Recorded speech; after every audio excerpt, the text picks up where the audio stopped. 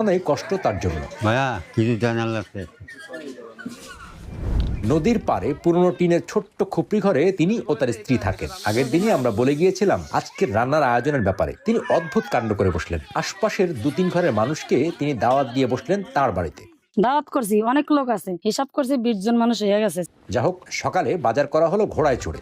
একদম তাজা মাছ, খাইতেও স্বাদ হবে, মাছও ভালো। এইবারটা আমি তো লইলি মাছ খাই। বড় কাতল মাছটাই বেছে নিলেন জালু মিয়া। তারপর রান্না করতে তেল মশলাও কিনলেন।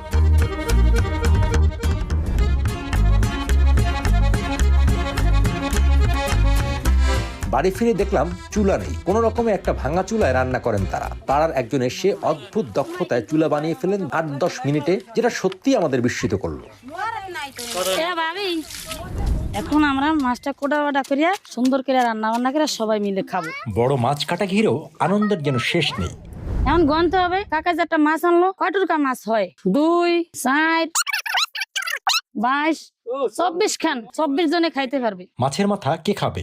এ নিয়ে মজার মজার যুক্তিতর্ক রসিকতা চললো কিছুক্ষণ। কষ্ট তো অনেক করলাম, এখন মাছের মাথাটা কে পায় সেটা ধার্য করে দেন। মাছের মাথাটা তো কাকাই পায়, কর্ম হিসাবে পাই আমি। এখন তো কাকা ওইটা পাও না, এখন তো কাকাই খাই আলবে। এখন আমারটা কি করে যাবেন জান? মাছের মাথাটা কাকে দিবেন? মাছের মাথাটা তুমি যে করছে রান্না বান্না এক করবো, সবাই আমাকে খাওয়াইবো, আর মাথাটা হেয়া খাইবো আজকে।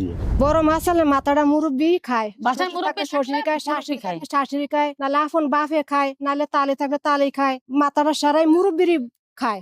রান্না করার জন্য বড় কড়াই পাতিলও নেই ঘরে। পাশের বাড়ি থেকে কড়াই পাতিলও আনলেন। চাচার কাছে কোনো পাতিল হারি নাই। এখন আশেপাশে বাসা বাড়ি আছে, হ্যাগো কাছের থেকে পাতিল আনছি, মাছ ধুইতেছি এই পাতিল করিয়া, ভাত রান্না করছি সেই পাতিল করিয়া। শুরু হলো রান্নার আয়োজন। একে একে পাড়া প্রতিবেশীরা আসলেন, রান্নায় তারাও হাত লাগালেন। রান্না নয়, যেন উৎসব। মাটির চুলায় মাছ ভাজির ঘ্রাণটা বহুদূর থেকেও পাওয়া যাচ্ছিল।